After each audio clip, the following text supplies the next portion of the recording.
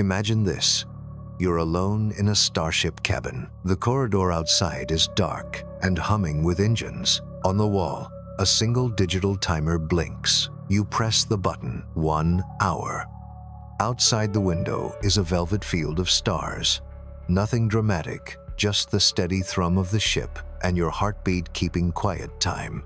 The hour ends.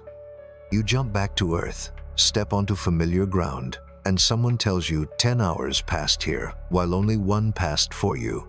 It sounds like magic. It's physics. Time feels like the fairest referee.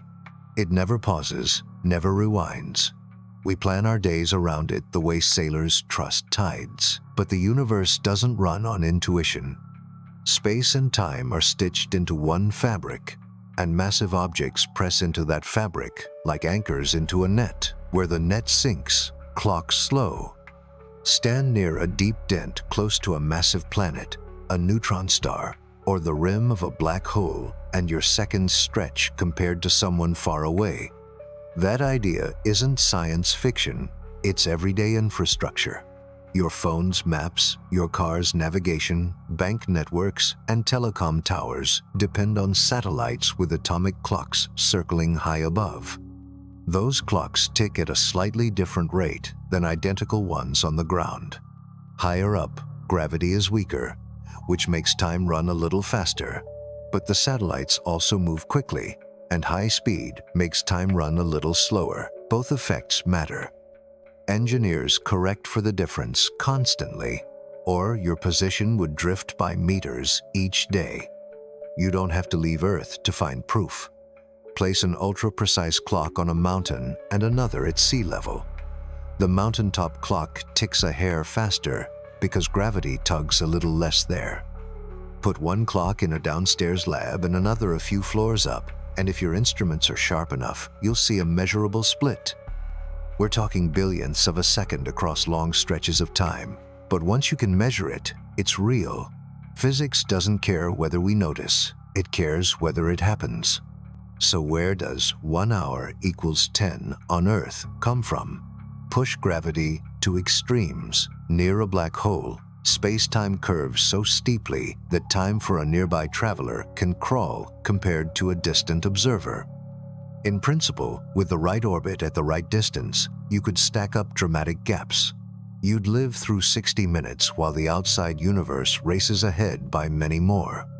But the closer you get, the nastier the environment. Fierce radiation, tidal forces that strain materials, and navigation becomes brutally unforgiving.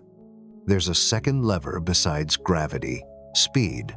Race close to the speed of light, and your time dilates.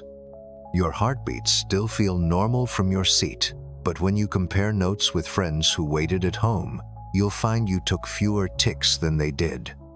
Time dilation from velocity and from gravity are partners, and the universe loves to make them dance together. Every satellite, space station, and high-altitude jet is a small stage where that duet plays out.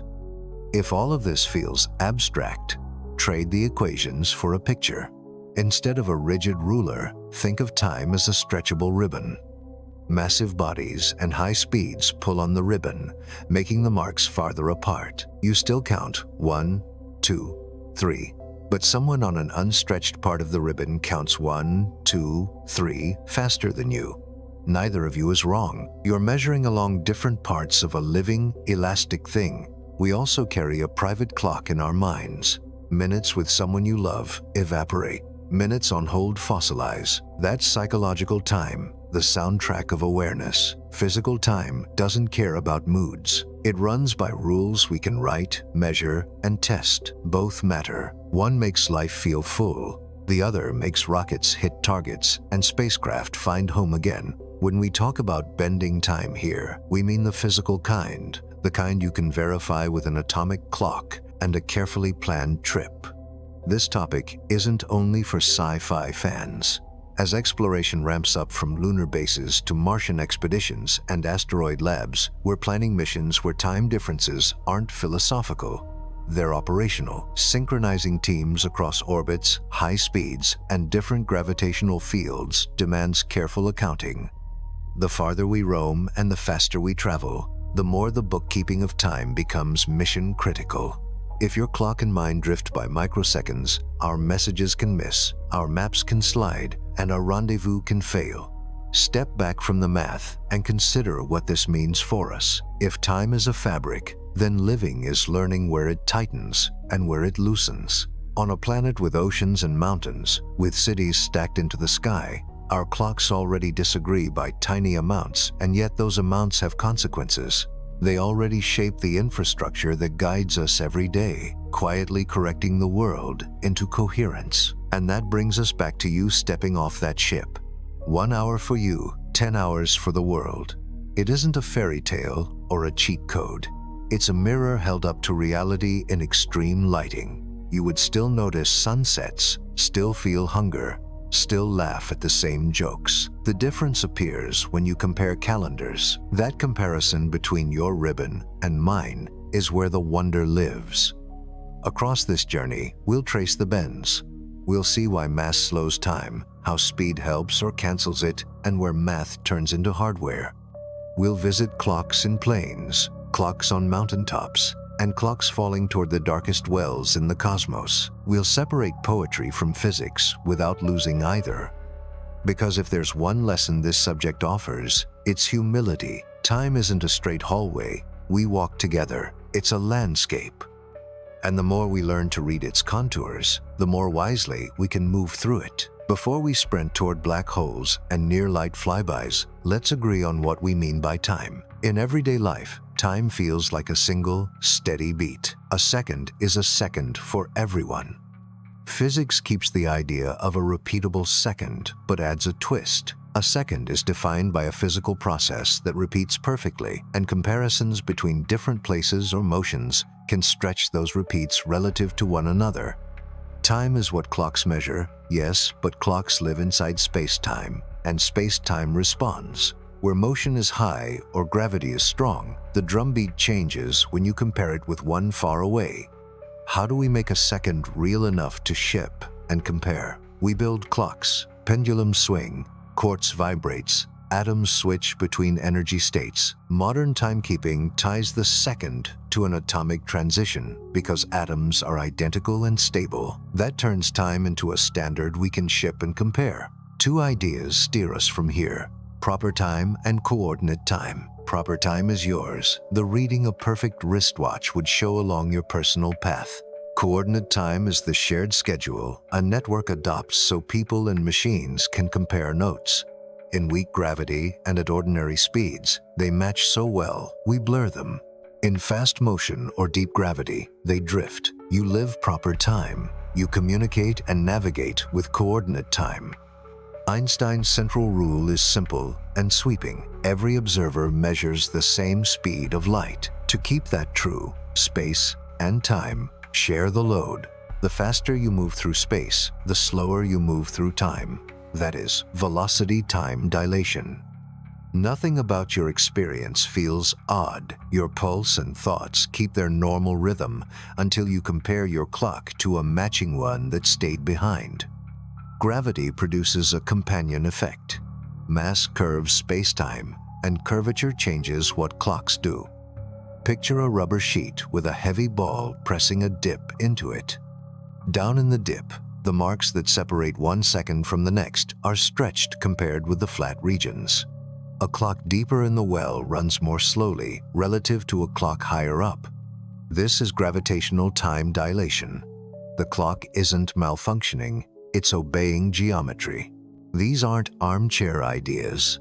Identical atomic clocks flown on airplanes or placed on mountaintops tick at different rates than twins at sea level. The differences are tiny fractions of microseconds, but they add up. Satellites feel both effects at once. Motion slows their clocks, while weaker gravity at altitude speeds them up. Engineers correct for both, or navigation for planes, phones, ships, and tractors would drift. Here's a picture that helps without equations. Draw a space-time grid. Moving straight up means you stay put while time passes. Moving at a slant means you cover distance while time also passes. Light always runs along the same diagonal. If your path tilts more going faster through space, you must give up progress upward, going slower through time, so light keeps its honored place. Gravity warps the grid, stretching the vertical marks near mass, so the local 1 second covers more of someone else's time far away. Another way to say it, time is local. Your second is always your second. You never watch your own clock hesitate. Relativity only shows up when you compare with someone who took a different path or waited in a different place. That's why the famous twin story works as a teaching tool. The traveling twins' proper time is shorter between goodbye and hello because the path through space-time differed. Geometry did the bookkeeping. Because time is local, serious clocks are fussy. Precision timekeepers sit in temperature-controlled rooms on vibration-isolated tables. Their signals travel by fiber, radio, and laser, so they can be compared across cities and continents. As clocks improve, the world's hidden gradients of time reveal themselves. Mountains are taller in time as much as in rock. A high-rise ages, in a strict sense, a touch faster at the top than at the lobby. Elastic time can sound like an invitation to chaos, so let's address the fear. No, you can't send a message to your own past or watch an effect arrive before its cause. Relativity preserves causality with light cones, the set of places light could reach next and the places whose light could reach it now. Curvature may tilt and narrow those cones, but it never flips them. The universe allows different rhythms. It does not allow contradictions. To predict whether time differences matter in practice, use a simple checklist. How fast are the objects moving relative to one another? Faster motion increases the velocity effect.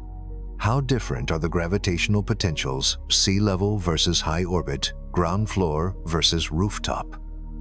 Bigger differences amplify the gravity effect. How long does the situation last? Small discrepancies become large errors when they accumulate. Space missions involve speed, altitude, and duration, which is why navigation teams budget for time like they budget for fuel. Why this matters goes beyond curiosity. Power grids need phase alignment. Financial trades need honest timestamps. Radio telescopes need coherence when they combine signals from antennas on different continents. Deep space missions need a shared time base so guidance, communications, and science instruments stay in lockstep.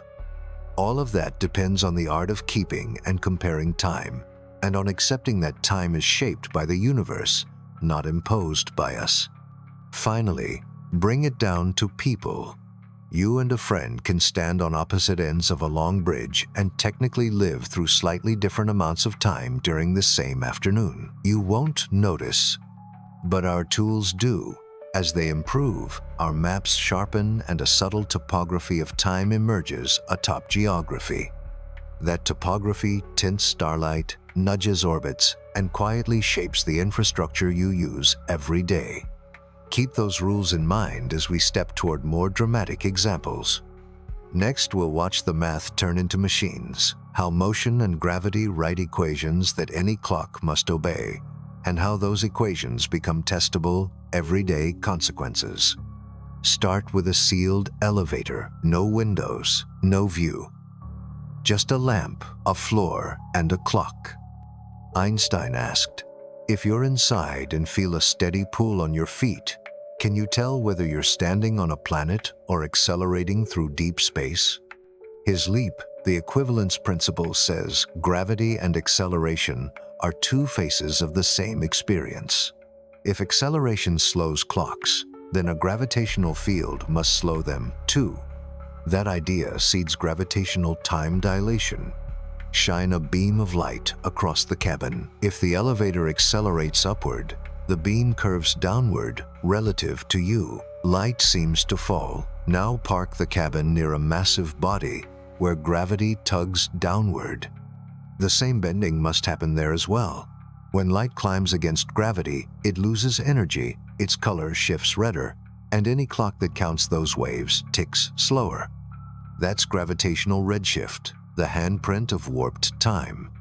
This left the blackboard long ago.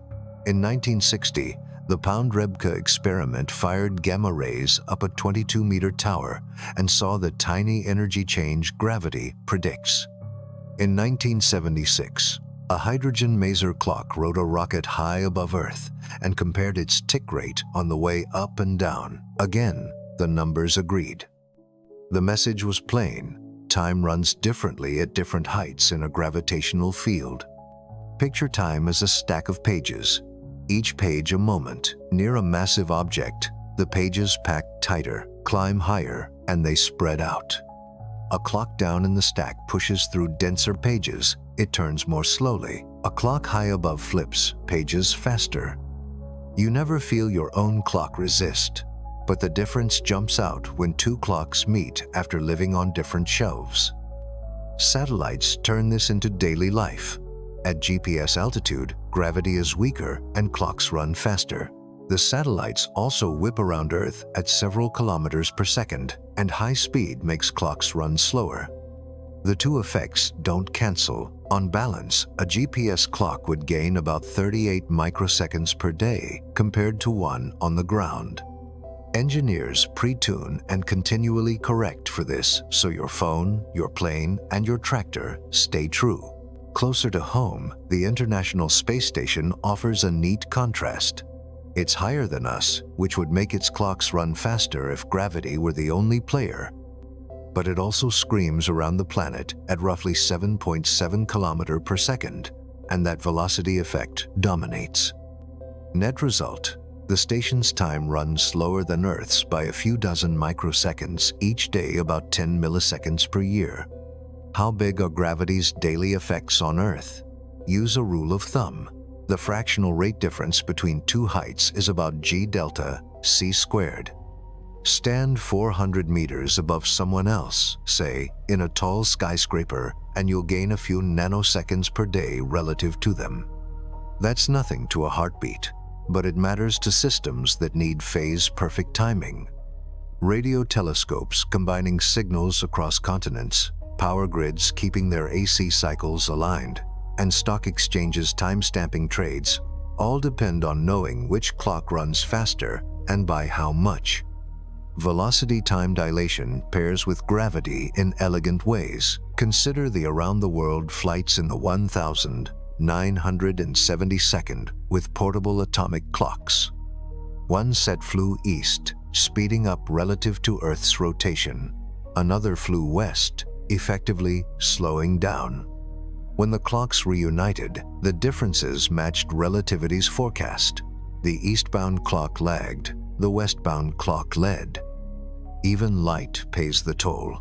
When radar pings skim past the sun on their way to Venus and back, the round trip takes a little longer than Newtonian gravity would predict. This Shapiro delay isn't a signal problem. It's light, passing through stretched time near the Sunday. If you want an equation-free summary, try this. Space-time tells clocks how to tick, and clocks tell us how space-time is curved. Go one step deeper and you reach a simple factor from the Schwarzschild solution. A clock at radius r from a spherical mass runs slower than a faraway clock by an amount set by gm divided by r times c squared. You don't need the symbols to hear the story. Get closer to mass, time leans back. Back away, it straightens. Add speed, and time leans further back. Modern clocks map this landscape with absurd sensitivity. Optical lattice clocks count the flicker of electrons trapped in laser-made egg cartons. They're so stable that lifting one by a few centimeters changes their rate enough to notice over hours. With instruments like that, time becomes a surveyor's tool. From tick rate alone, you can infer height, watch the crust breathe as underground water moves, and sniff out tiny gravity shifts that hint at magma creeping under a volcano. All of this circles back to our motif. 1 hour equals 10 on Earth. Does ordinary physics really allow gaps like that? Yes, if you're willing to visit the deepest wells nature offers. Near a black hole's event horizon, the factor that slows a hovering clock can plummet toward zero relative to a distant observer. From far away, your minute stretches into theirs many times over. But surviving there is another question entirely. Tidal forces try to pull objects into strands, and radiation scours materials. There's a human lesson tucked inside the numbers. Relativity doesn't rob you of time. It redistributes it. Different paths through the same universe budget seconds differently. No traveler loses their own minutes. They simply spend them along a route that weighs space and speed alongside duration. When we reunite and compare calendars, the ledgers don't match perfectly, and that mismatch is the signature of a cosmos where time is woven, not stamped.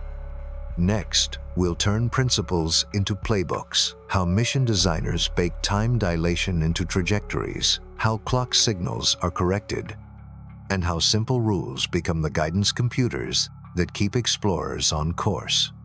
Think of time bending like a game with 3 sliders: gravity, speed, and how long you keep them on. Nudge the sliders a little, and you get tiny changes, microseconds.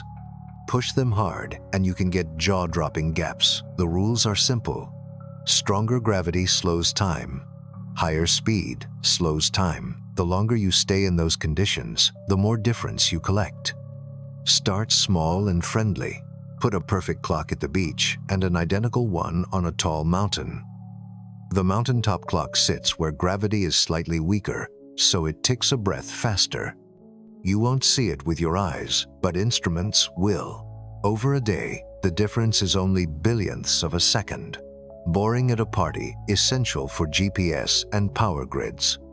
Now turn the speed slider. Imagine you're on a jet looping the planet. Compared with your friend at home, your moving clock runs a touch slow. It's not because the clock is broken. It's because the universe keeps the speed of light the same for everyone. And to do that, it trades space for time. Faster through space means slower through time when we compare notes later. Ready for a dramatic setting? Consider a fast ship. Not fantasy fast, just 99.5% of light speed. From your seat, an hour feels like an hour. Back on Earth, almost 10 hours pass. Speed alone can do that. Reaching and holding that speed would take brutal acceleration and futuristic engines, but the math is clean and the effect is real. Gravity can do the same trick, but it needs a much deeper well. Picture hovering scary, close to a black hole's boundary, the event horizon. Get close enough, and one of your hours could stack up against many elsewhere. The catch: hovering there demands wild thrust. The radiation is brutal, and the difference in gravity between your feet and your head can try to stretch you. A safer compromise is a fast orbit around a supermassive black hole, the kind at the center of galaxies. Because it's so large, the difference in gravity across your body is gentler than near a small black hole. You might manage a stable orbit with a meaningful slowdown compared with far-off observers. Is 1 hour for me, 10 for them doable while orbiting? Only if you skirt uncomfortably close to the edge. Realistic orbits give factors of a few, not 10. What about neutron stars? They're city-sized spheres of packed neutrons with gravity fierce enough to squeeze atoms. Time does slow near their surfaces, but not by a factor of 10. Think noticeably slower rather than stunningly slower. It helps to collect some back-of-the-napkin numbers so your gut can feel the scale. Everyday Earth. Move up a few floors in a tall building, and you gain a couple nanoseconds of time on the people in the lobby each day. Commercial jets. Your watch returns from a long flight, a handful of nanoseconds out of step. Space station. Zipping around Earth at about 7.7 kilometers per second. Astronauts fall slightly behind ground clocks by tens of microseconds each day. GPS satellites. Weaker gravity speeds their clocks, while high speed slows them. Without routine corrections, they drift by about 38 microseconds per day relative to ground, enough to ruin navigation. These tiny offsets steer huge systems.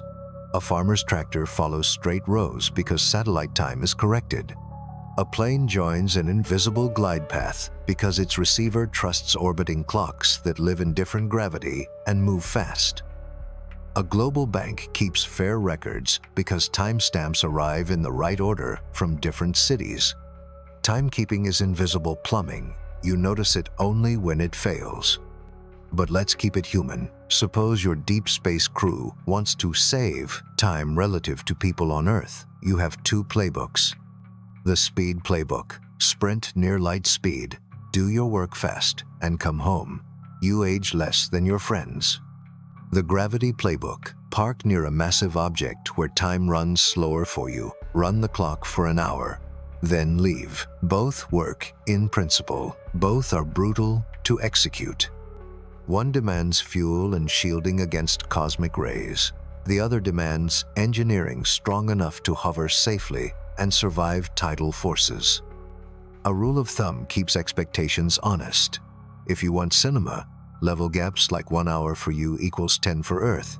You must go either very, very fast or very, very deep into gravity. There isn't a middle path with current technology. That's why we measure nanoseconds at home and dream about hours in space. Here's a gentler story you can try at home, at least in spirit. Set 2 stopwatches. Leave one on the ground floor and take the other to the roof. Start them together at noon. Wait a week, then compare. The rooftop watch will be ahead by a whisper. You'll need lab gear to see it, but the universe has already written the difference. The moment you stack the watches at different heights, they began to live on slightly different schedules. Why does this feel strange? Because your body only experiences proper time, your own passage. Your heart beats, your thoughts flow, and your hour feels like an hour. Relativity shows itself only when clocks reunite or signals are compared. It's a social effect. Differences show up at the meeting point, not during the walk. Before we chase the biggest wells in the cosmos, let's turn these sliders into simple travel plans. How long would it take to reach meaningful slowdowns by speed alone? What kind of engine could do it without cooking the crew? If we leaned on gravity instead, where would the trade-offs be best? Large black holes, dense stars, or something stranger? Next, we'll map those routes with round numbers and visuals you can hold in your head. Call this part of the journey closer to the edge. If time is a stretchable ribbon, a black hole is the heavy hand that pulls it tight. The nearer you drift, the farther apart the marks on your ribbon become compared with someone waiting far away. You still breathe, blink, and think in normal rhythm. The difference shows up only when you compare clocks at the reunion. Start with a simple case, a non-spinning black hole. Picture a dark sphere with a one-way boundary called the event horizon. A bit outside it lies the innermost stable circular orbit, the last safe racetrack for anything that wants to circle without plunging in. Near this track, time for a hovering observer slows sharply relative to a distant friend. The basic recipe for 1 hour for me equals many for you is: get close, but not too close, and stay long enough for the difference to pile up. Most real black holes spin, and spin changes everything. A spinning hole drags spacetime around with its frame dragging, so nearby objects are carried along, like leaves in a whirlpool. Spin also moves the last safe orbit inward, which boosts time dilation without crossing the point of no return. Just outside the horizon sits the ergosphere, an oblong zone where everything must swirl with the whole. In practical terms, spin lets you fly closer and earn more slow time per lap. If you've seen Interstellar, you've met a dramatic version of this idea. A crew spends hours near a supermassive black hole and returns to find years have passed.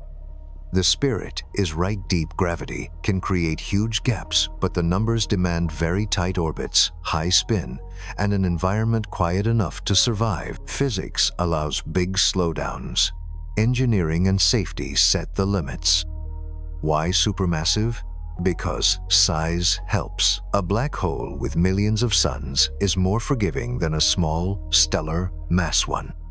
Its gravity is brutal, but the difference in pull between your head and your feet, the tidal stresses gentler at the distances we care about. Near a small hole, to get the same slowdown, you must skim so close that tides and radiation become punishing. If the goal is to save time without tearing the ship apart, the biggest wells are the kindest. Now sketch a mission you can picture. Call it Project Hourglass. Target a quiet supermassive black hole with little or no feeding disk, so the space around it isn't a furnace. Approach on a cautious arc. Spiral into a tight, prograde orbit just outside the last stable track. Spend one onboard hour taking measurements, then climb out along a pre-planned corridor. From the crew's perspective, the hour feels ordinary. Back at mission control, more hours tick away. What fights you? First, radiation. Even a quiet hole can wear a warm scarf of gas. If there's an accretion disk, it shines in X-rays and hard ultraviolet, and magnetic fields can launch particle jets near light speed. Shielding helps, but shielding is heavy, and mass punishes maneuvering. Second, navigation. Close in, a tiny steering error grows fast. Guidance computers must track light travel delays, relativistic aberration how, direction skew at high speed, and gravitational lensing that bends sightlines and confuses sensors. The best pilots fly with humility here. What about the headline, "Captain hours outside for 1 hour on the ship"? Speed alone can do it in principle. Cruise just under light speed for an hour. But that would require engines and shielding far beyond what we have. Gravity can also do it, but only if you orbit extremely close, with spin on your side to keep the track stable. A rapidly rotating black hole moves the safe racetrack inward and lets you buy more slow time per lap. The price is risk. If 10-to-1 is too spicy, smaller factors still matter. A 2-to-1 or 3-to-1 stretch turns a week-long mapping campaign into a 2- or 3-day experience for the crew. Science thrives in that trade. You can watch stars loop around the core, track gas knots falling inward, and read the whole spin from how light is polarized and delayed along your path. Time dilation becomes a tool. By living slower, you speed, watch, processes that would otherwise crawl. From far away, any clock loitering near the edge appears to slow to a crawl. Signals from the ship arrive redder and more spaced out. For the crew, nothing feels odd. Their jokes, heartbeats, and coffee breaks keep their usual rhythm. This mismatch is the heart of relativity. Each viewpoint is correct in its own frame. Only when recordings are laid side by side after the mission do the totals disagree, and the disagreement is the signature you expect. One more worry to retire. Time dilation doesn't steal experience. It doesn't make you sluggish or erase minutes from your life. You get all your minutes. The effect is about comparison, not subtraction.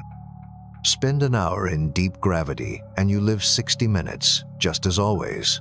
You simply return to find that others logged more than 60 in the same interval between handshakes. So, is 1 hour equals 10 on Earth truly on the table? On paper, yes, with extreme closeness to a rapidly spinning supermassive black hole, impeccable navigation, and a quiet environment. In practice, today's playbook favors safer margins, modest slowdowns, generous buffers, and missions that treat time dilation as a scientific instrument rather than a stunt. Carry that lesson as we step back from the edge. Next, we'll avoid black holes altogether and ask how far speed alone could take us, what engines, fuels, and flight plans might make a near-light sprint survivable, and what that sprint would do to the calendars waiting back home. Call this the speed-only playbook. Forget black holes. Can velocity alone make 1 hour on your ship equal 10 on Earth? Yes, if you go fast enough. The time dilation factor is the multiplier between your clock and a clock at home. A factor of 10 means each of your hours matches 10 of theirs. That happens near 99.5% of light speed. From your seat, nothing feels odd. From Earth, Your clock runs 10 times slower. How do you reach that speed without crushing the crew? You don't jump to light speed, you ease toward it with steady acceleration. Keep a comfortable 1G. Push the same pull you feel standing on Earth hand. It takes about 3 years of onboard time to climb from rest to roughly 99.5% of light speed. Earth clocks would count close to 10 years for that phase. You then need a matching deceleration to stop near your target, which doubles those numbers.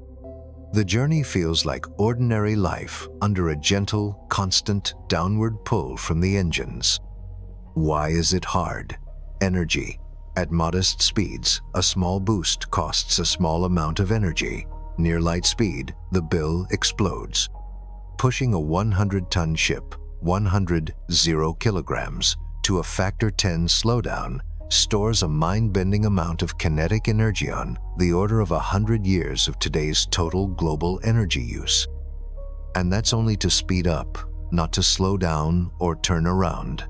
Every extra kilogram you add for shielding, life support, crew supplies, and fuel makes the invoice bigger. What engine could even try? Chemical rockets are out. Their fuel carries too little energy per kilogram. Nuclear, thermal rockets heat propellant with a reactor better, but still too slow. Fusion drives promise far better energy density and higher exhaust speeds. If we could ignite and tame fusion on a starship, exhaust might reach a few percent of light speed, which is impressive but still not enough to make near-light sprints easy. The core headache is the mass ratio. To go faster, you must throw propellant out the back, even faster. Unless your exhaust itself is extremely fast, you have to carry a huge tank of propellant, which makes the ship heavier, which demands even more propellant. It's a spiral. There's a clever sidestep. Don't carry the energy beam it in. A giant laser or microwave array back home can push a reflective sail so the craft rides the momentum of light.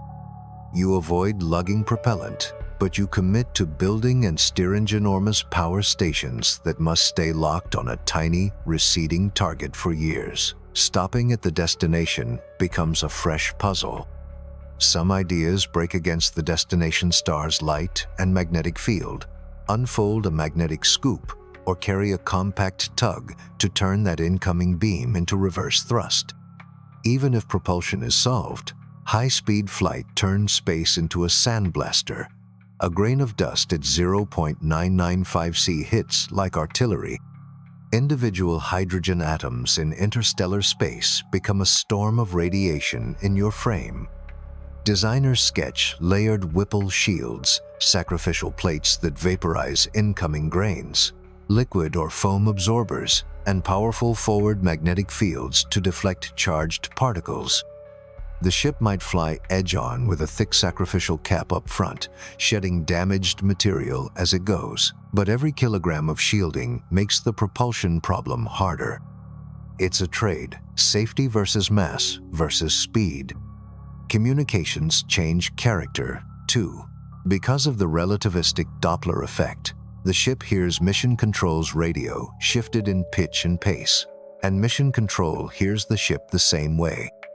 While you're racing away, your transmitted seconds arrive stretched and red-shifted. While you're coming home, they arrive bunched and blue-shifted. Controllers compensate so text, telemetry, and medical data make sense. Nothing breaks causality. Live simply feels different depending on who's moving and in which direction. Now put clean numbers on the table. Sprint at 99.5% of light speed after your long acceleration, and your factor is about 10. Cruise for 1 onboard hour, and roughly 10 hours pass on Earth.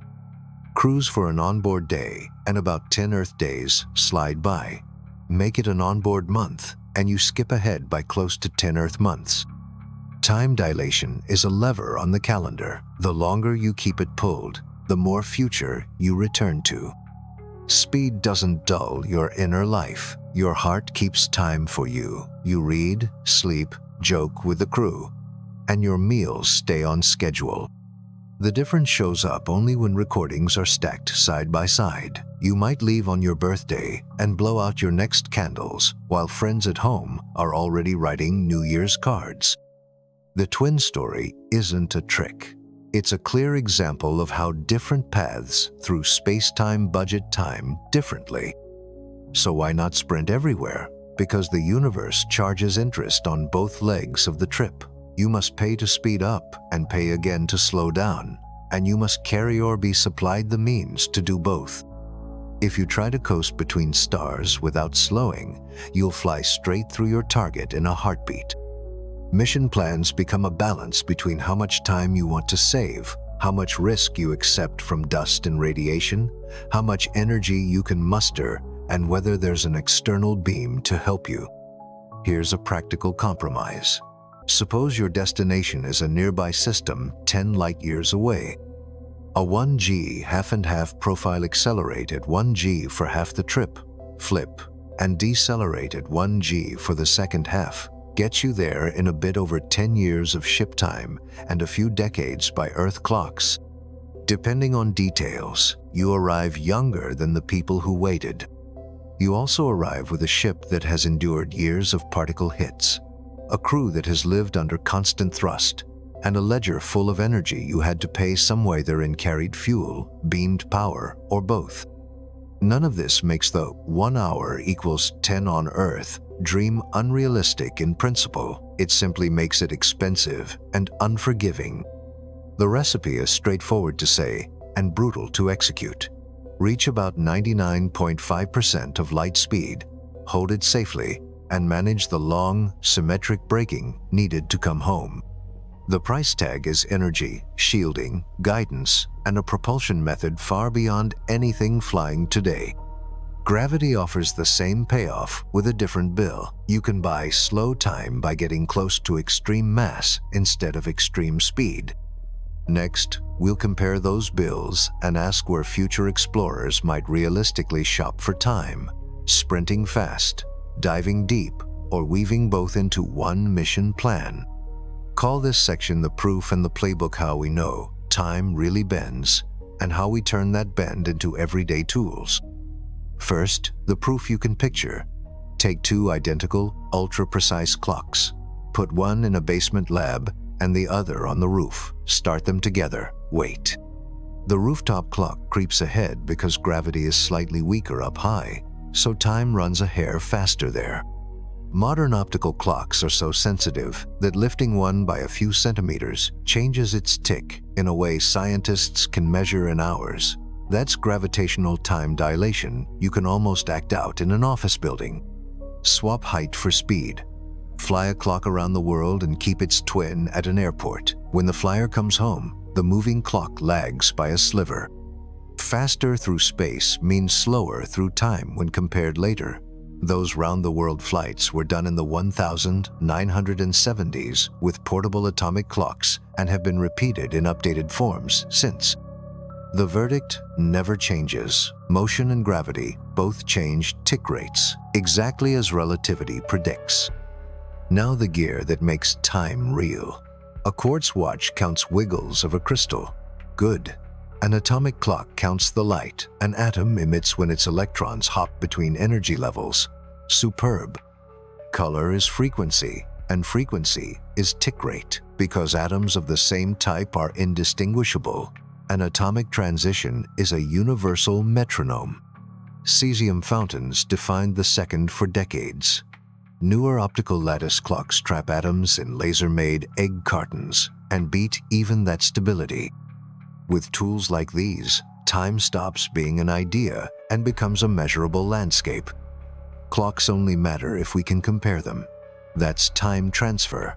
Two labs trade timing signals over fiber, radio, or lasers, and subtract travel time.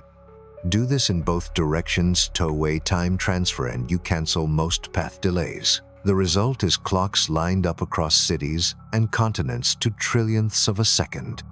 Scale it up and observatories, stock exchanges, cell towers, and power grids agree on now with absurd precision. All of that lays the roadbed for satellites. A GPS satellite carries atomic clocks and broadcasts a time-stamped message with its position. Your phone hears several satellites at once and asks, "How long did each signal take to reach me?" Multiply by the speed of light to get distances. Where are you? At the only point that is that far from all of them at the same moment. Elegant, but only if satellite clocks and your phone's clock stay in tune. Here's where relativity isn't optional. High above Earth, gravity is weaker, which makes satellite clocks run faster than ours. They also move quickly, which makes them run slower.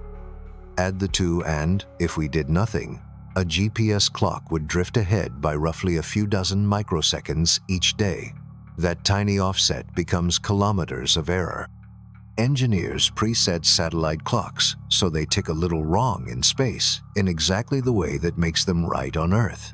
Then ground control continually trims the system. Relativity also touches deep space radio. Signals that skim the sun arrive late by a small extra delay because time is more stretched near our star. That Shapiro delay is baked into navigation math. You don't need the name. You feel the benefit whenever a spacecraft threads a slingshot around a planet and still calls home on schedule. Connect this to ordinary life so it doesn't feel like a club password. A farmer's tractor follows arrow straight lines because its receiver trusts relativistically corrected satellite time.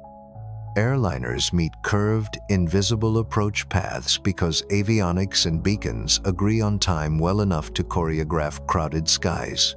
Phone towers hand your call to the next cell because their clocks are locked.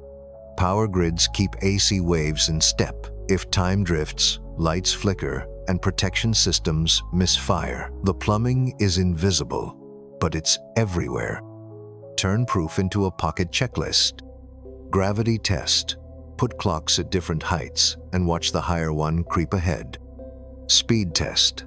Fly or orbit a clock and watch it fall behind its stay. At home twin. Mix and match. Satellites feel both, and we must correct both every day or navigation fails. Path test. Send light near massive bodies and watch the schedule stretch.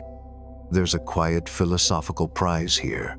Time isn't a blank stage, it's part of the set, and the set flexes. Change altitude, and you change the rate at which your future shows up. Change speed, and you draft behind light's speed limit, giving up a little forward progress through time as others measure it. Your hour still feels like an hour. Relativity changes how hours compare, not how they're lived. Because the effects are small on Earth, engineers budget them like accountants. A satellite's navigation filter keeps separate entries for clock bias, how off the clock is right now, and drift, how fast it's changing. Ground stations watch, estimate, and upload corrections. Guidance computers include light time, the fact that signals take time to fly, and the tiny twist Earth's rotation adds to timing, called the Sagnac effect. It's heaps of bookkeeping for tiny numbers, but ignore them and precision systems wobble.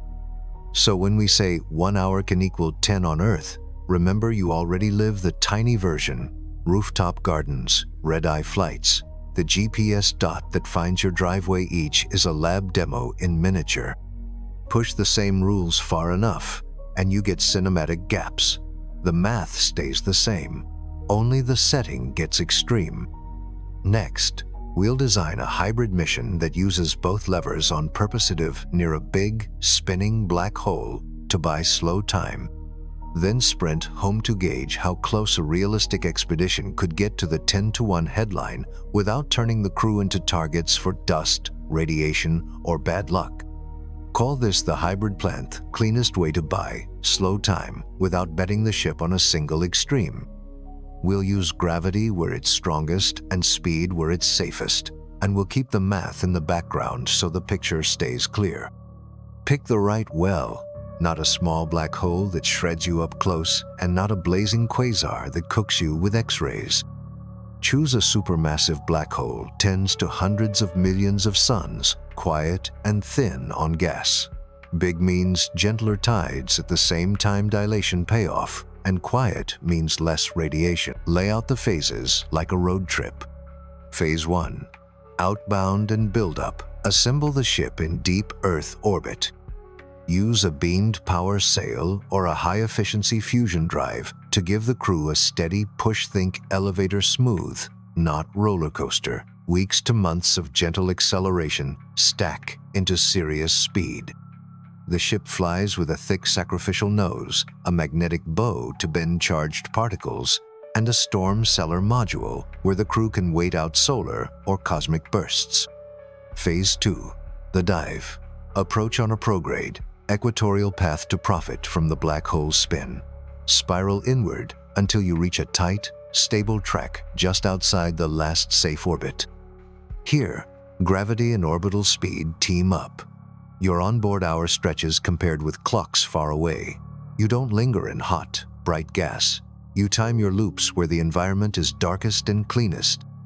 Each lap is pre-planned, with automatic guidance if the crew must go hands-off.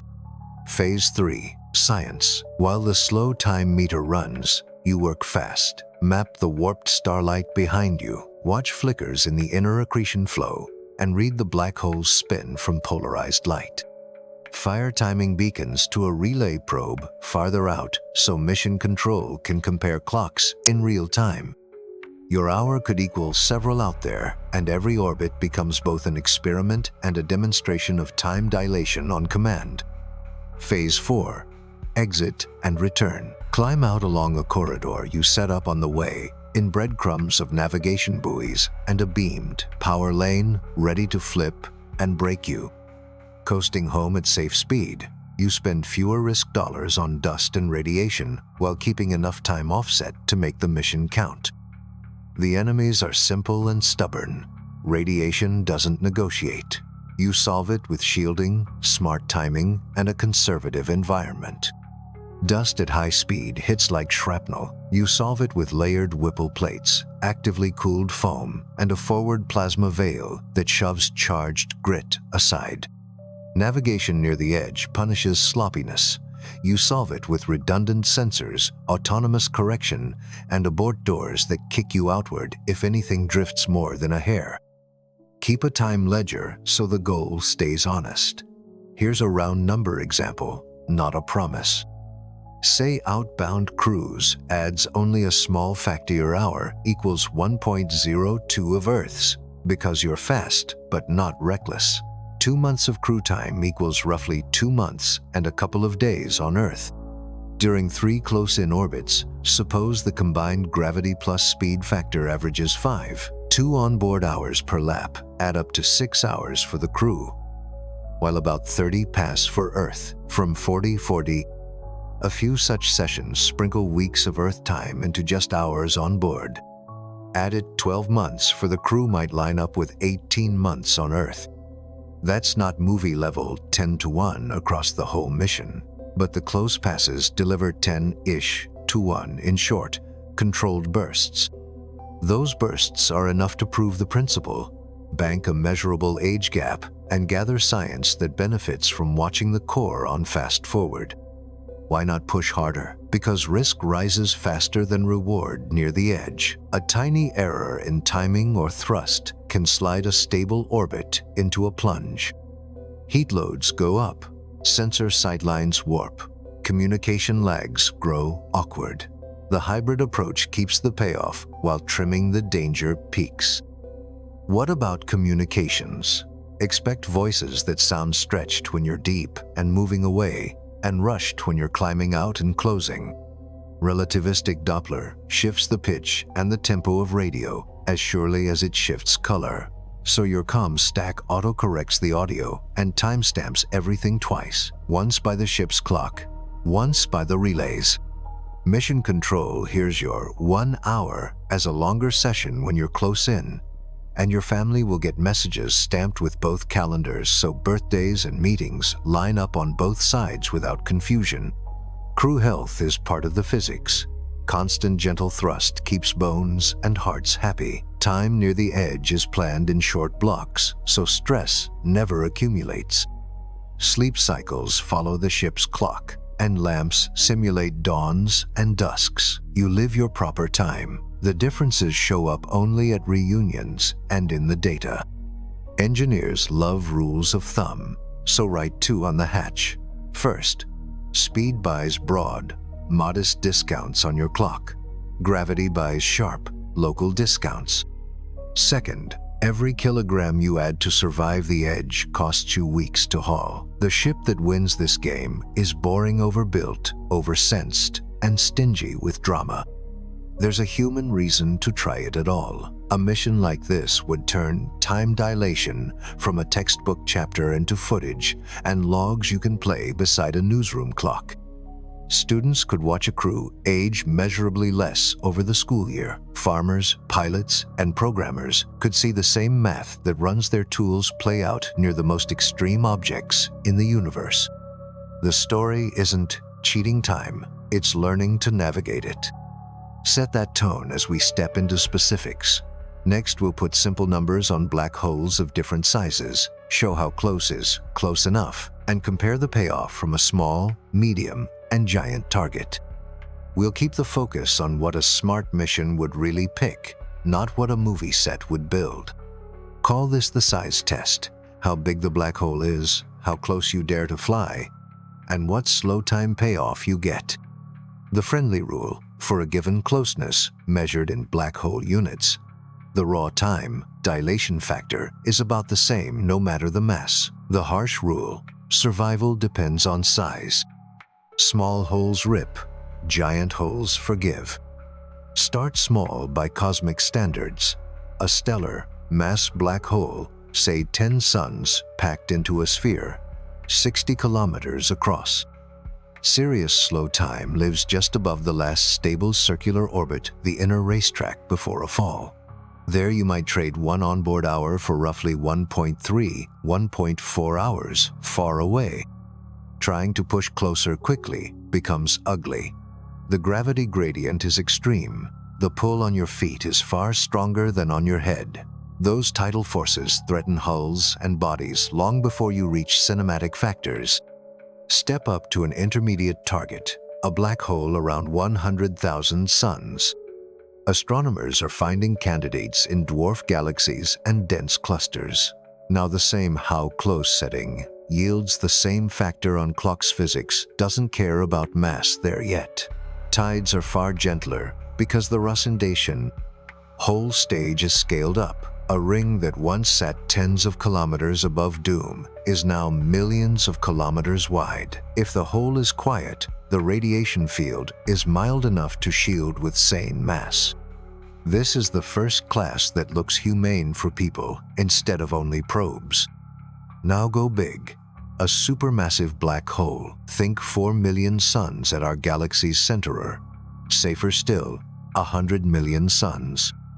Near the inner track of a non-spinning giant, 1 hour for me equals about 1.4 hours for you, is a reasonable ballpark. Give the whole strong spin and ride the prograde lane, and you can push the factor higher 2 to 3 for conservative paths, more if you flirt with the edge. This is where the hybrid mission from the last section shines. Short, controlled laps with factors of a few. Size also sets the tempo. Close-in orbits around our galaxy's black hole likely take tens of minutes. Around 100 million sun giant, they can run to hours.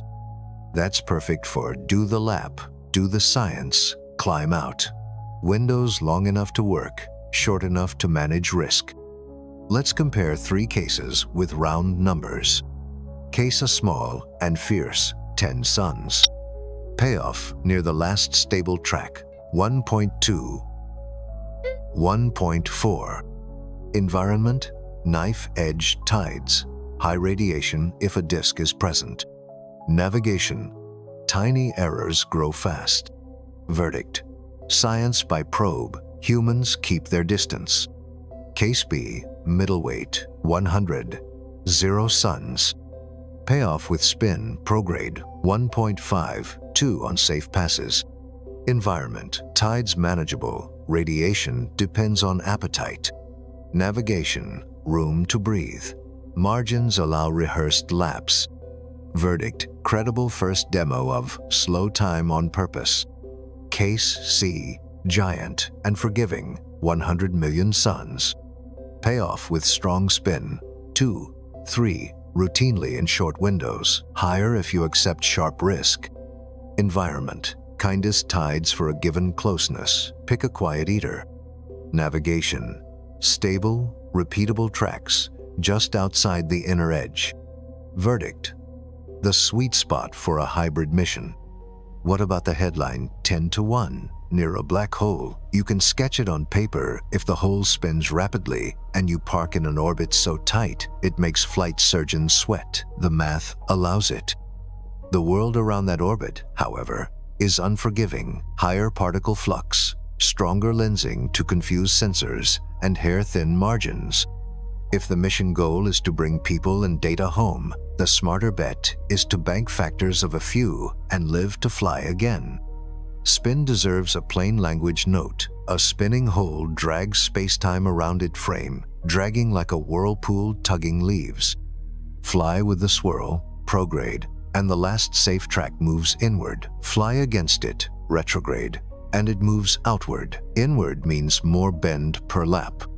That same spin creates the ergosphere, a region where everything must swirl. We stay outside it for comfort. Take a spin is a coupon for extra slow time if you fly with the flow.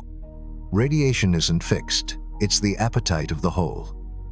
Quasars bright, hungry, once flood space with X-rays and high-speed particles. We won't go near those. We shop for quiet giants that nibble, not gorge, so the inner track is dim enough for practical shielding. Instruments also like the dark. Polarized light and timing delays are easier to read when glare is low. A last practical metric, exposure. Risk stacks with time spent near the edge. Good plans fly short, rehearsed passes where the payoff is high, and live the rest of the mission farther out. You cash in time dilation bursts in scheduled laps, then stash the winnings while you cruise safer lanes. It's like dipping your watch in a cold spring, a quick chill, then back in the sun. Put it together and the shopping list for slow time on purpose reads like this. Pick a big, quiet, spinning black hole. Approach on the width, the spin path. Orbit just outside the last safe track. Stay for minutes to hours, not days. Repeat as needed. You won't get cinema's 10-1 all day, but you will get reliable, recordable 2-1 or 3-1 window sand that's enough to write history. Next, we'll zoom back to Earth. How tiny differences in gravity and speed already shape skyscrapers, flights, and the chips in your pocket, plus an easy way to picture a time topography painted over a city map.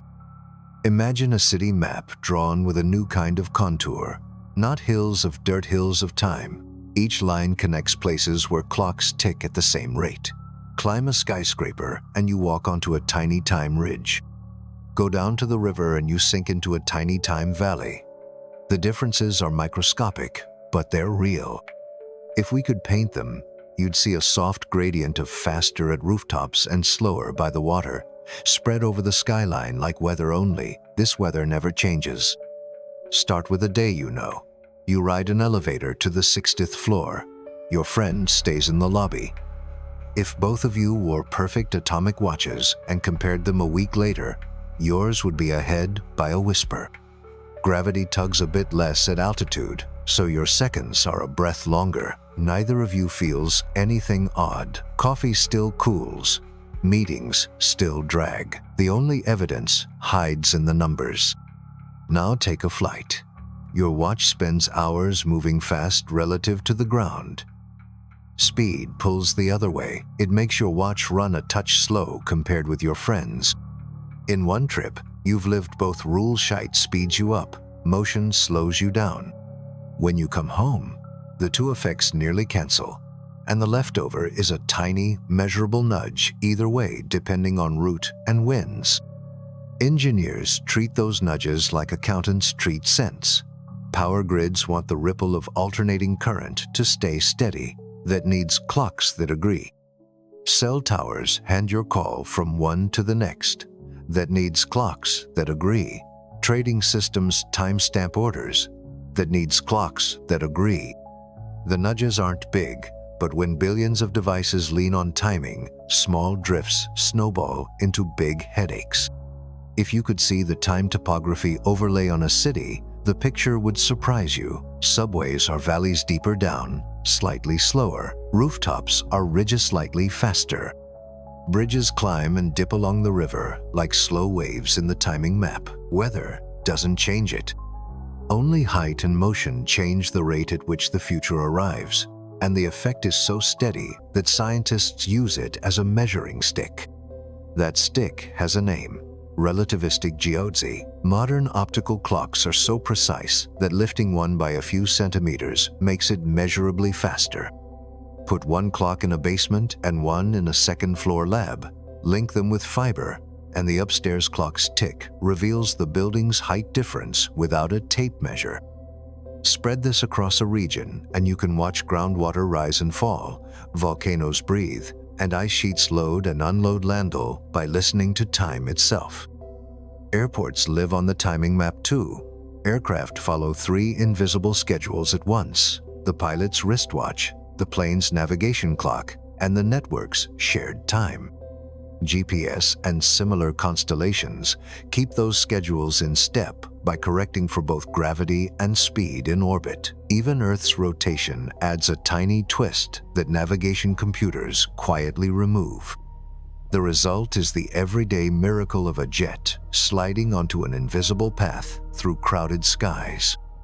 Make it personal again. Imagine twins who share a city but live different lives. One works in a high-rise and bikes to work. The other runs a cafe by the river and takes the subway. After years, the penthouse twins' watch would be ahead by a few tens of nanoseconds purely from heightened behind by a sprinkling from daily bike speed. The cafe twin would be the reverse. No human will notice, but their phones, bank transfers, and mapping apps already do, because those systems lean on clocks that know their altitude and motion. Here's a good intuition check. Stand on a mountain and look down at the valley. Light climbing out from clocks below loses a little energy to gravity and arrives redder. Light falling down from the summit gains a little energy and arrives bluer. Your eyes won't catch it, but telescopes do. The color shift is another way the universe whispers. Clock slow in the well, run slow. What would a classroom version of this look like? A simple kit with two small, stable clocks, a fiber link, and a rooftop ladder. Students carry one clock up, leave it a class period, bring it back, and with careful averaging, see the upstairs clock sneak ahead. Add a small GPS receiver, and they can watch satellites' already corrected time stream in from orbit. The lesson sticks. Time bends for everyone, not just for astronauts and movie heroes. Once you see the timing map, you can't unsee it. It turns a flat city into a living graph where height and motion tune the beat just a little. And it prepares your mind for the bigger jumps we've been discussing. If a rooftop can get a whisper of extra time, then a near-light ship or a black hole orbit can get a shout. The rules don't change, only the volume does. Next, we'll leave the city and step into story mode. We'll follow two friends through a full twin mission, with one racing fast and the other staying home. And we'll keep a pocket calculator nearby to check the feelings along the way. The headline, 1 hour equals 10, will land not as a slogan, but as a lived timeline you can picture. Call this the twin mission from two rooms in the same city. Two friends, Maya and Leo, start on the same morning with the same watch. Maya will fly the fast ship. Leo will stay on Earth. They sit in a kitchen, tap their watches, and say, now. That instant is the last their clocks truly agree. From here on, they'll live the same kind of hours in feeling but different totals when they compare notes. The route is simple on paper. A beamed power array pushes a sail for months, then hands Maya to a compact fusion stage. The ship accelerates at a comfy 1G, flips, and later brakes to meet a relay buoy. At peak, for a clean demo, Maya holds a cruise near 99.5% of light speed fast enough that her time runs about 10 times slower than Leo's. She keeps it for 1 onboard hour, while Leo clocks almost 10. From Maya's seat, the departure feels ordinary. Her feet press into the deck with steady, Earth-like weight. Coffee blooms in the cup. A pen dropped toward the floor falls straight. The only hints of strangeness are the stars ahead, crowded toward the ship's nose, and the color drift bluer forward, redder aft. Her heart keeps the rhythm. Her hour will still be 60 minutes by her watch. Leo's world is familiar too. He walks to work and watches the feed, but live is slippery now. While Maya speeds away, her messages arrive stretched in time and shifted lower in frequency. Leo hears her voice a little deeper and slower. Text and telemetry tick across the screen with extra spacing. When she turns home, the opposite happens. Bunched, up packets, higher pitch, faster rhythm. That's the relativistic Doppler shift, keeping light speed constant and adjusting everything else. The team sets up a daily ritual to make the math human. At noon by Earth clocks, Leo sits with a metronome. Every second, he taps a key that pings a tone to Maya. The ship timestamps each ping and sends those times back. Later, when paths cross again, they line up the records. During the outbound sprint, the ship's log shows Leo's pings arriving farther apart than once per second. During the inbound leg, closer together. No paradox, just geometry you can hear. Maya keeps her own ritual. She reads a chapter, stretches, eats.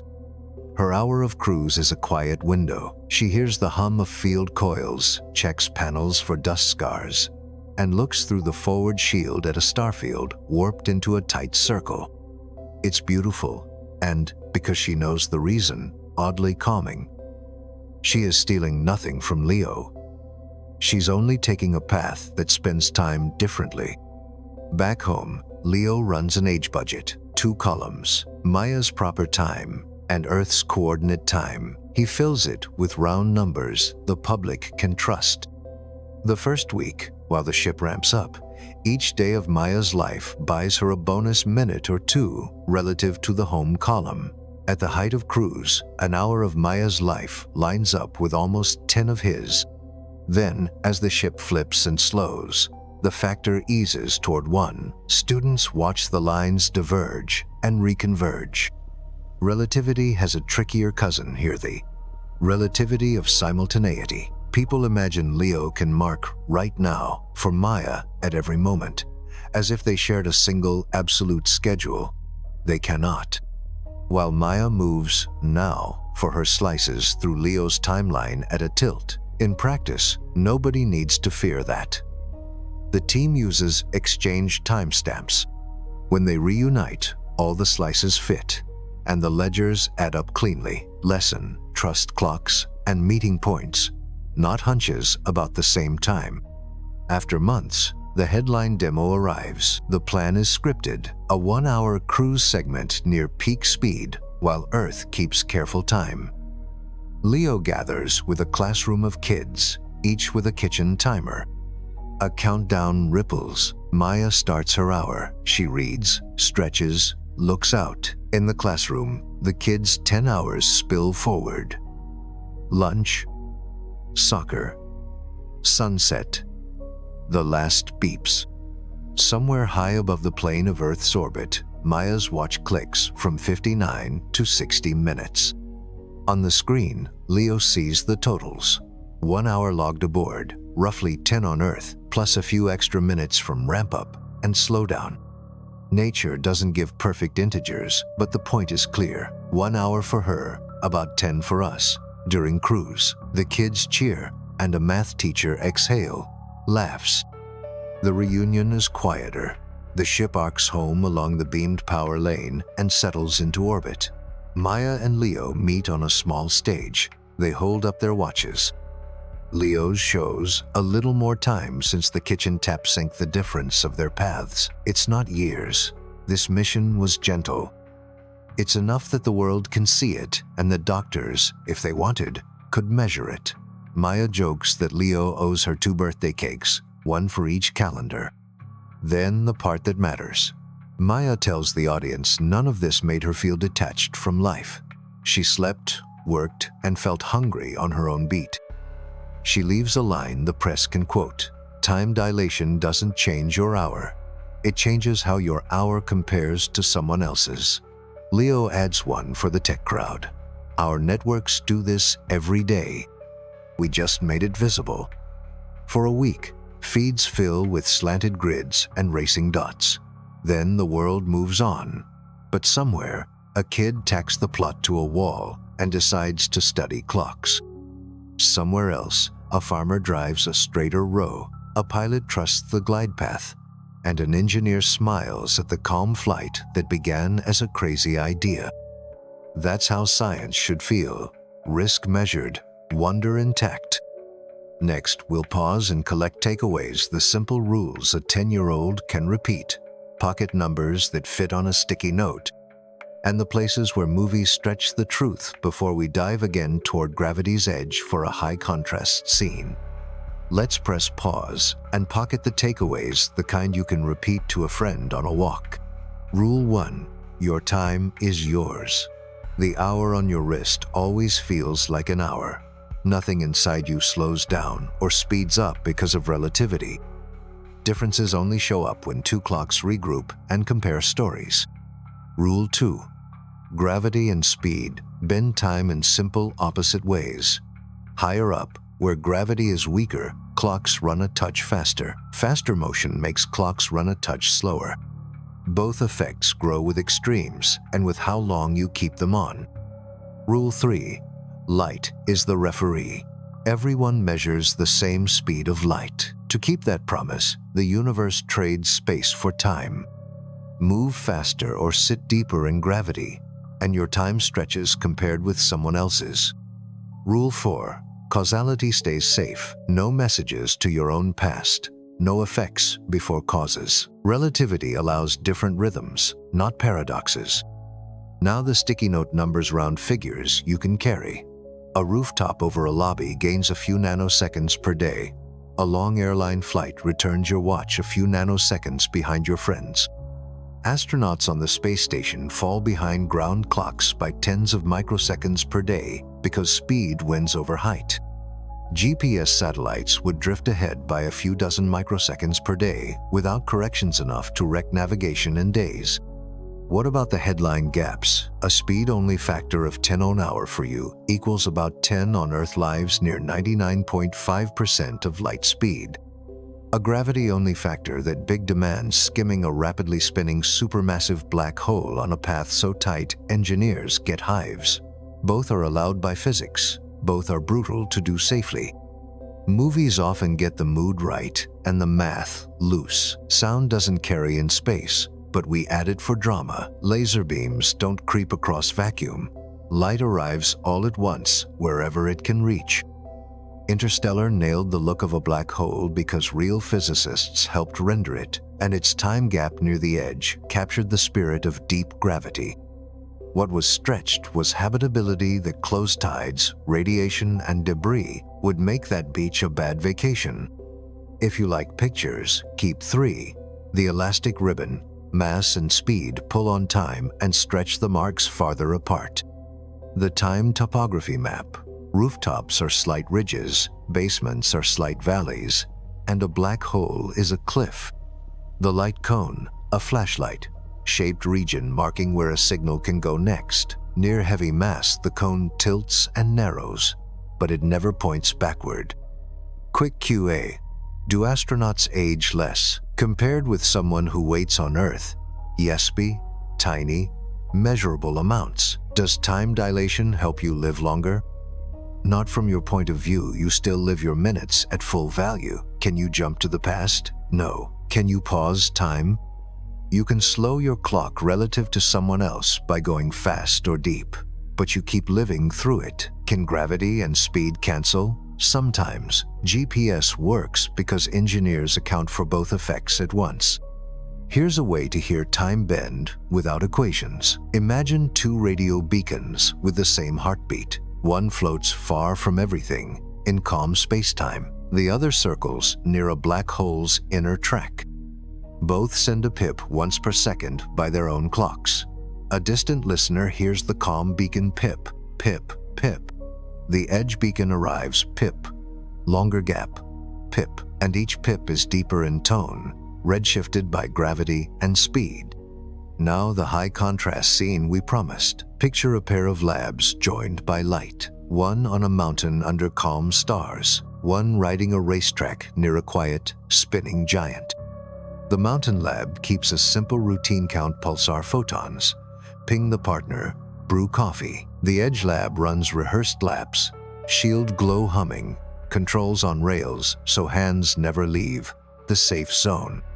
For a scheduled window, the edge lab lives through 60 minutes while the mountain records several times that, depending on the orbit. Choreography matters as much as physics. Guidance computers know that now, on the edge slices through the mountain timeline at an angle, they never force a single global schedule. They trade timestamps, not instincts. Autopilots account for light time delay and for how lensing bends sightlines. Redundancy rules: 3 ways to measure speed, 3 to measure distance, 3 to hit abort. If any number disagrees, the ship walks itself outward and tries later. Boring is safe. There's a quiet human center to all this. People wonder whether time bending steals anything from their days. It doesn't. It changes comparisons. That's why the lesson fits ordinary life. The clocks in your pocket and on the towers already practice relativity. You don't notice because the bookkeeping is invisible. Time dilation isn't a magic, slow life button. It's a ruler that changes length when you carry it up a hill or run with I-10 to community that agrees exactly how to correct for it. So where do we go next? We turn the lights down and let the Edge Lab take one clean lap you can see and hear. We'll follow a photon clock around the track, ride the redshift in real time, and come back with a ledger no one can argue with. No equations on the screen, just clocks, pips, and a reunion that prints the difference in black ink. After that, we'll zoom out and ask a deceptively simple question. If time can bend, what is it, really? A dimension? A measure of change? A bookkeeping device the universe uses to keep cause and effect in order? We'll stay with what we can test, but the clearest science often makes the best philosophy because it tells us which questions deserve a second look. Hold that thread. The next chapter is the lap itself, a live feeling pass at gravity's edge, cut like a broadcast and guided by machines that already know the rules. Call this the lap. No equations, just a broadcast you can picture. We're riding with the Edge Lab, a small, overbuilt craft looping a quiet, spinning giant. Far away on a mountain, the partner lab runs the show for the public split screen. Captions. Left, the ship's cabin, calm lights, a window hidden behind a milky sacrificial shield. Right, a graph tracing 2 clocks in different colors. Along the bottom, a strip clicks once per second. Pip, pip, pip. 0, 0, 0. The lap begins. Autopilot takes the yoke. The ship settles onto the inner racetrack, prograde with the black hole's spin so spacetime's swirl helps hold the path. A tone sounds. The photon clock is live. Every onboard second, it launches a clean pulse toward a relay buoy farther out. The buoy time stamps each pulse with its own clock and forwards a copy to the mountain. Viewers see the bottom strip change. The ship's pips arrive farther apart and a shade deeper in tone. Gravity plus speed equal 0.6. 40 lensing grows strong. The window shows ringed mirages, background stars stretched into arcs. Computers fly by radar, gyros, and a model of curved space. A yellow annunciator stays dark. That's the abort light that would kick them outward if any number drifted. 0, 11, 5, the Doppler moment. While the ship slides to the far side, headed away from the relay, pulses space out even more and redden. As it rounds toward us, tones creep bluer and bunch. Light speed stays constant. Rhythm and pitch do the bending. 0, 18, 30. A soft hail on the shield. Forward plates vaporize a dust grain. The plasma veil quivers and resets. The crew barely looks up. Boring is winning. 0, 20, 3, 0. We ride the numbers. The strip falls into a new rhythm. Pip, pip, pip. Each one just a little late. Their second is still a second, the host says. It's only a different size when we compare. On the graph, the ship's red curve rises more slowly than the relay's blue curve. 2 pens, 2 lives. 0, 30, 1, 20, closest point. Sensors like it cool. The ship crosses the inner marker, just outside the last safe orbit. The small pane Numbera wonk window peaks near 2.7. Viewers don't need decimals. The feeling lands anyway. We are near a cliff of time. 0, 36, 0. A sync call. The ship sends cabin clock 0, 36, 0. The relay stamps it and relays a copy to the mountain. Overlay both. Ship, 36 minutes. Relay, an hour and a half. It's the screenshot teachers wanted. 0, 42, 45. Science in one breath. A photometer watches the inner gas flicker. A polarimeter reads the light's angle clues to spin and fields. If you could hear here, the host says, you'd hear our beacons and the hot ring both shifted lower, stretched in time. 0, 40, 8, 10. 5 seconds on causality. A light, cone graphic, flickers up, tilted near the hole and straight far away. The host gives one line, cause still comes before effect. Back to the cabin. 0, 50, 3, 20. Exit. A soft chime and the autopilot feathers thrust to climb 1 notch outward. The factor drops, pips tighten and lighten. The abort light never wakes. 0, 58. 0 reunion. Version 1. The relay assembles a ledger ship pips, ship times match to relay times. The mountain prints a 1-page sheet with 2 totals. Ship elapsed this lap, 60 minutes, 32 seconds. Relay elapsed, 2 hours, 43 minutes, 8 seconds. A lap you can frame, the host says. 1, 1, 0. Off the inner track, the ship coasts a quieter lane and points for the corridor out. The broadcast pips return toward even. The tones toward the relays. We've had our high contrast window. 1, 4, 20. A last look back. The crew clears a fist-sized patch in the shield's haze and peers down a periscope tube. The black hole is a hollow of light, a hole that shows more sky than it should, ringed by a halo that is not a ring but everything bent. No caption tries to compete. 1, 8, 0. The mountain signs off. You just watched 2 clocks disagree on purpose. Not because one is broken, but because the universe is curved. Tomorrow we'll repeat higher up. Tonight, keep 3 lines. Time is local, light is the referee, and our tools can hear it. Cut back to the ship. The captain signs the lap page and tucks it under a clasp, as if paper could feel the difference. Maybe it can, in a way. Ink dries to the ship's minutes while the broadcast remembers the relay's hours. 2 true stories, 1 world. That's the lap. Next, we'll widen the lens and face the deceptively simple question with both feet on the ground. If time bends, what exactly are we measuring so precisely? A river? A coordinate we assign to keep cause tidy? Or simply the story we tell about change when we agree on a clock? We'll keep the answers where experiments can reach clear, testable, human. Call this the question behind the cameras. If time bends, what are we really measuring? A river?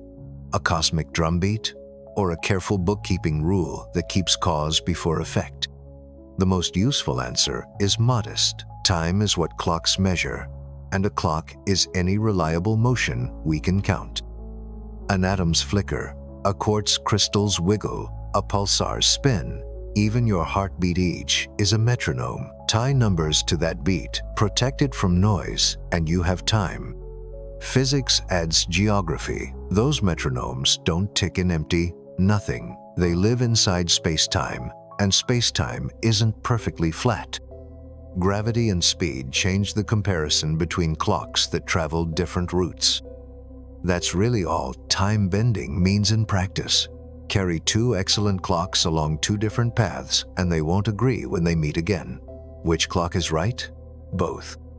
Each told the truth about its own path.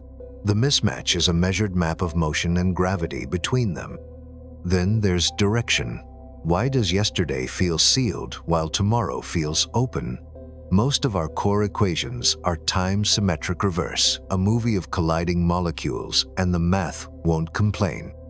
But life is full of one-way scenes. Coffee cools, smoke spreads, a dropped glass doesn't knit itself on the floor. That one-way feeling is the arrow of entropy. In big systems, there are far more messy arrangements than neat ones, and tiny nudges push the world toward the larger crowd. So the arrow points from less probable states to more probable ones.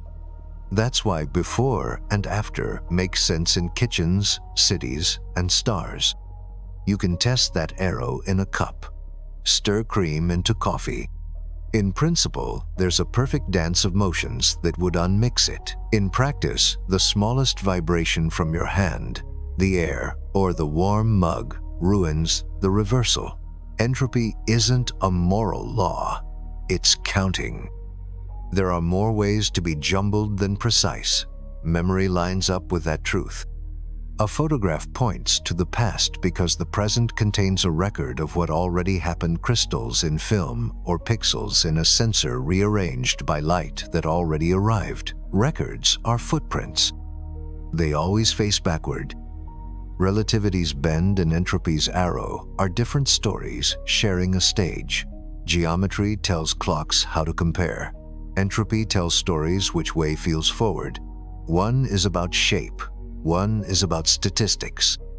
They meet in experience. Sit near a black hole and your minutes stretch compared with mine. Bake a cake and the sugar won't sift itself back out.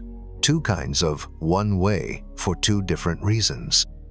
Another popular question, does the universe have a single grand clock? Cosmology answers yes and no. On the very largest scales, the expanding universe lets us define a natural time by how stretched the average cosmos is. That's useful for mapping galaxies and reading the afterglow of the Big Bang. Zoom in and relativity returns to local rules. Motion and gravity take over. A cluster's clock and a planet's clock can both be correct and still disagree when they compare ledgers after a long journey. Local truth, global variety. A cousin to that question sounds philosophical, but matters to engineers. Is the future already there, like pages bound in a book, or do we write it as we go? Physics won't referee that debate. Many equations sit comfortably in a block universe picture where past and future are just coordinates, yet all are doing choosing, building, steering lives in a present that influences what happens next. A practical stance helps. Models describe, they don't decree. Use whichever picture helps you predict, communicate, and land the spacecraft. Black holes tangle these themes because they mix geometry and entropy. A horizon behaves like a hot object with an entropy proportional to its area, and it has a tiny temperature that would let it leak radiation over absurdly long times. No crew will feel that heat near a giant. It matters on cosmic clocks, not human ones. But it hints that space-time itself carries information, and that time's arrow may be tied to what information can and cannot do. Even the darkest places play by rules that respect causality. Bring it back to tools you can touch. A good definition of time should tell you how to build a better clock. The recipe is steady. Find a periodic process that behaves the same everywhere. Shield it from noise. Compare it with twins far away. Keep careful books on what gravity and speed will do to your comparison. That's how we climbed from sundials to pendulums to cesium fountains, and now to optical lattice clocks that can hear a clock rise by a few centimeters. Each step rests on the same quiet idea. Count clean ticks. Compare fairly. Correct for the world you're in. If that sounds dry, look at the lives it supports. Your phone hands you from tower to tower because their clocks are synced. Airliners share busy skies because onboard time, ground beacons, and satellites agree, despite living in different gravity and motion. Deep space probes whisper across the solar system on schedules that thread planets, plasma, and sunlight, and still arrive on time. Every success is proof that time is both flexible and dependable. Flexible in how clocks compare, dependable in how the rules repeat. People sometimes hope for a loophole. Could we step outside the rules and send a note to last week? Our best theories say no, and our best experiments, including the quiet daily ones that keep civilization humming, back that up. You can live slower than your neighbors by going fast or deep, and you can plan for it. You cannot make a loop that lets a message erase its own sender. The universe plays strange and ever cheap. So what are we measuring? Change, organized by clocks we trust. Why does it point? Because the world began in a low entropy state and keeps taking the easier road toward higher entropy, leaving records in its wake. Why does it bend? Because spacetime is a shape that mass and motion can flex, and clocks trace that shape. Those 3 sentences won't end every late-night debate, but they will carry you through a mission plan, a network design, and the quiet wonder of watching 2 honest clocks disagree exactly the way physics said they would. Hold that thought as we head back to the edge one more time. Next, we'll fuse everything we've learned: speed, gravity, arrows, and engineering into a final guided tour.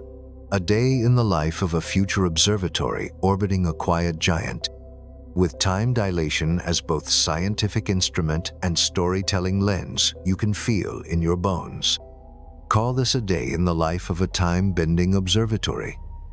We'll call it Horizon Hausa, small, tough station orbiting a quiet, spinning, supermassive black hole, far from any bright disk. It's built like a camera, a thick shield up front, telescopes tucked behind it, and sensors that read the curve of space like fingertips. 6:0 ship time. Wake lights slip from amber to white. The station hums at a gentle 1G from slow rotation. Through the periscope, the sky looks familiar and stranger. Lopsided halo where the hole sits. Stars bent into arcs. A faint, smoky glow from gas outward. A soft tone ticks once per second. The master clock counting the rhythm that drives everything. 6:30. Time check with the world. A relay buoy sends a burst with 2 stamps, its own time and a copy of coordinate time shared with Earth. Horizon House replies with local time. No one pretends there's a single global now. Computers keep ledgers and line them up later. 7:15. The station slides 1 notch inward, trading margin for payoff. Closer in, gravity and speed tug harder on time. A big number on the panel shows today's peak dilation factor about 2.3. 1 onboard hour will equal a bit over 2 at the relay. Nobody feels it. Your hour is still your hour. The difference appears only in comparison. 8:0. First observing pass. A polarimeter watches light skim the inner ring of hot gas. Its angle swings like a compass needle in a storm clues to spin and magnetic fields. A photometer counts flickers that echo off warped orbits. Every file is stamped twice ship time and relay time, so analysts can replay the dance with either soundtrack. 9:20. Outreach window. A classroom in Ohio and another in Nairobi join a stream. Listen for the pips, the host says. 2 metronomes play on from the relay, one from Horizon House. The relay ticks steady. The ship ticks slower and lower in pitch while closest in, then faster and brighter as it climbs. Kids don't need the word Doppler, they can hear it. 10:5. Maintenance. The calm hero. A tech slides a new sacrificial plate into the forward shield. Thermal cameras sniff for hot spots in the Whipple layers. A plasma bow hums at the nose, ready to nudge charged grit. Dust hits are like hail on a car roof routine. The design is layers of boring on purpose. 11:0. Biology in slow time. A tiny lab tracks yeast cultures, heart cells on chips, and crystals from simple salts. The point isn't sci-fi aging, it's calibration. By living through a slightly different amount of time than the relay during peak passes, the station lets scientists test whether processes care about proper time versus coordinate time. So far, chemistry listens to local clocks. 12:30. Lunch and letters. Crew record short videos to family. Each clip carries 2 timestamps and a small icon showing whether the ship was moving away or toward. Replies are scheduled. Rule: don't chase now. Trade messages like letters with beautiful postmarks. Meet live when the corridor outward brings delays down. 13:15. The big lap. Autopilot trims the orbit just outside the innermost stable track, flying with the spin to milk extra slow time. The station fires a photon clock pulses as clean as fingers snapping toward the relay. Screens show the gap widen. Pip, pip, pip. A caption spells it out. Onboard seconds are normal. They simply cover more of the relay's time. 14:40. Navigation quiz. Computers compare 3 ways to know straight ahead: gyros, star trackers, and the predicted lensing pattern. If any 2 disagree, the third breaks the tie. If all 3 disagree, the station backs out a notch automatically. The abort light never needs to flash because escape lives in the rules, not in drama. 15:10. Science Round 2. A compact radio dish listens for echoes from plasmonauts whipping close to the hole. Delays stretch and squeeze just as curved space predicts. A quick look plot shows a clean asymmetry between passes with and against the spin. That's frame dragging the whirlpool tug written in timing. 16:0. Quiet hour.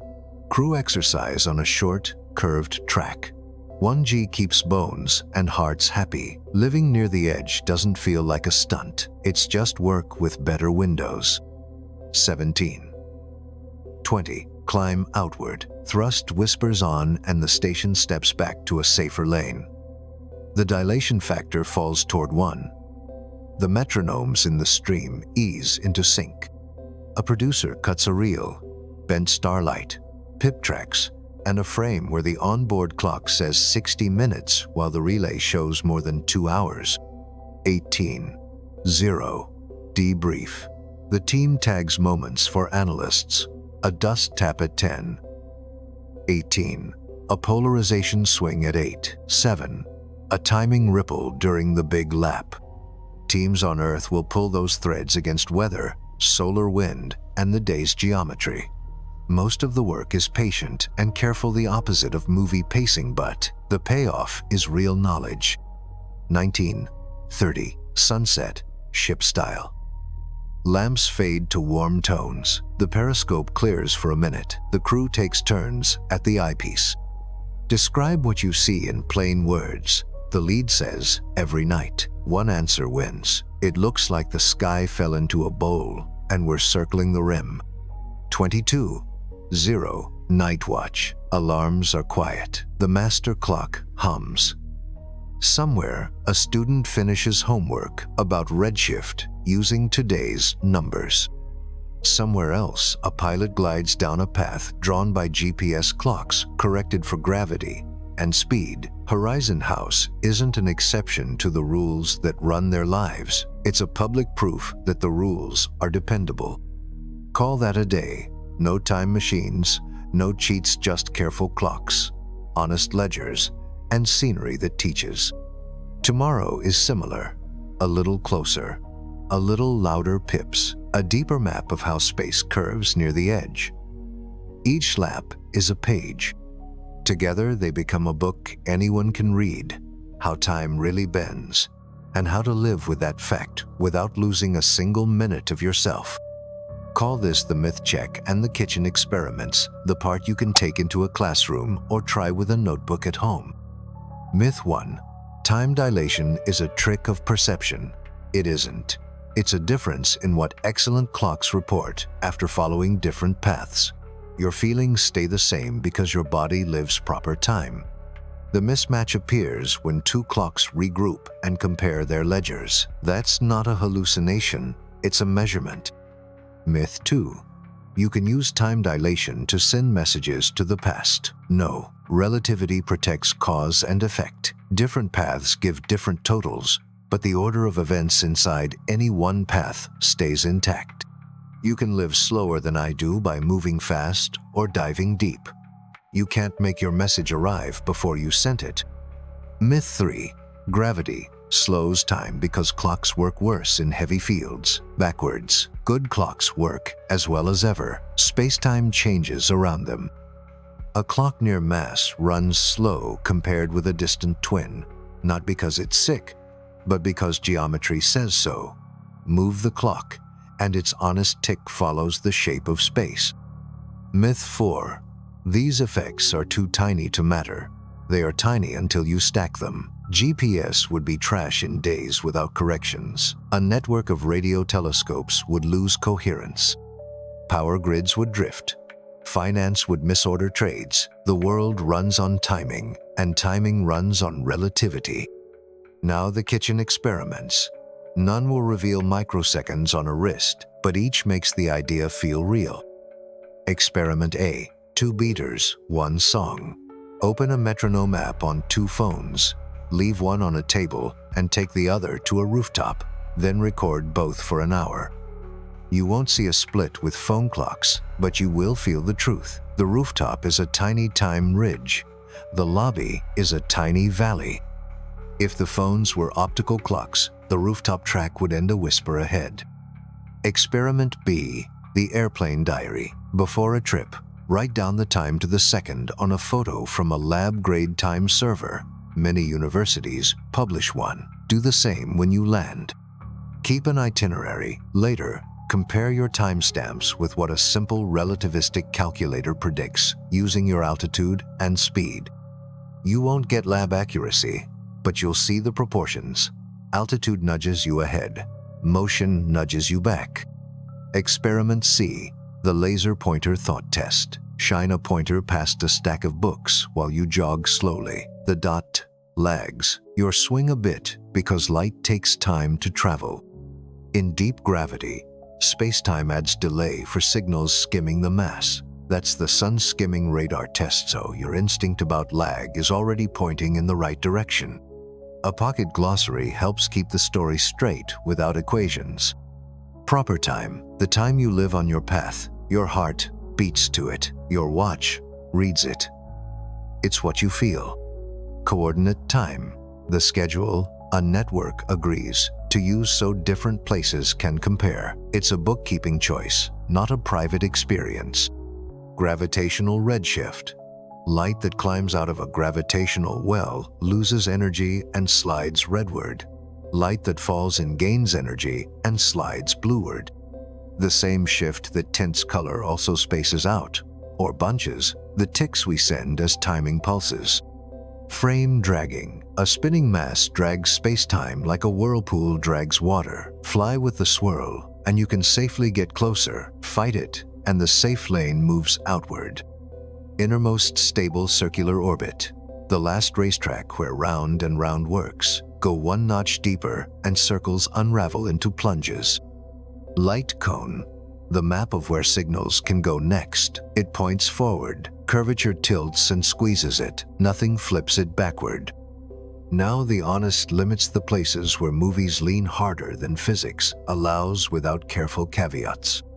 Safe beaches around black holes don't sit a stone's throw from the edge. Tides rip, radiation peels, and debris turns blizzard-like the closer you get. The station lives just outside the last safe track. On conservative passes, numbers still sing there. People still come home. Engines that ride to 99.5% of light speed don't fit in a garage. You pay a brutal energy bill, and you carry shielding that makes your bill bigger.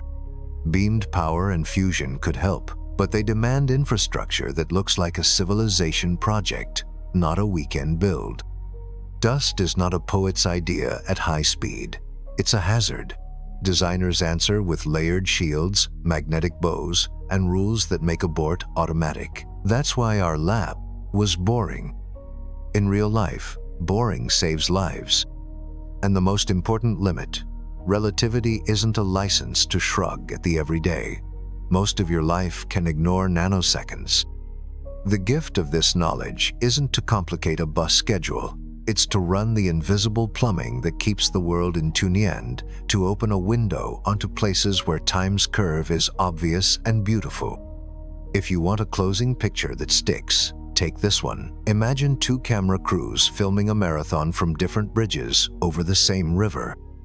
Each crew tells the truth about the runners below, but if the bridges sit at different heights, their clocks end up with slightly different totals at day's end. Neither crew lied. The river carried both films to the same ocean of story. Relativity is that small and that grand. Honest clocks, true paths, and totals that disagree by exactly what the world's shape. Carry these lines as we head to the finale. Your hour is yours.